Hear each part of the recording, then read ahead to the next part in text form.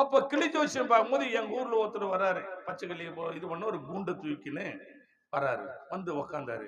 வந்து கிளி ஜோசியம் பார்க்கறாங்க. நானும் போய் பார்த்தேன். கிளி ஜோசியம் அது கிளி என்ன பண்ணும்? ஒரு 2 நெல்லு வச்சா கிளி கூட லஞ்சம் வச்சா தான் வெளியே வருது. அல்லேலூயா. ஒரு 2 நெல்லு வச்ச உடனே கூண்டை விட்டு வெளியே வருது. கர்த்தருடைய கிருபை. வந்த உடனே அதுல கட்ட கட்ட கட்ட கட்ட கடன்னு சீட்டு என்ன பண்ணு எடுத்து போட்டு ஒரு சீட்டு எடுத்து கொடுத்துட்டு உள்ள போயிடுது. 2வது கூண்டு திறந்தா வரணுன்ற இன்னும் 2 நெல்லு வச்சாதான் வெளியே வரும். கடவுளுடைய கிருபை. அல்லேலூயா. அப்போ அந்த சீட்டை பிரிச்சு பார்த்தா அதுல இயேசுநாதர் போட்டோ இருக்குது. எனக்கு கரங்களை தட்டி அல்லேலூயா. அதுல என்ன இருக்குது? இயேசுநாதர் போட்டோ இருக்குது.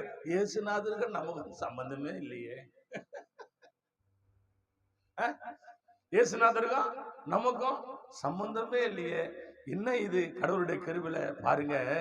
அன்னைக்கே கிளிக்கு தெரிஞ்சுக்குது நான்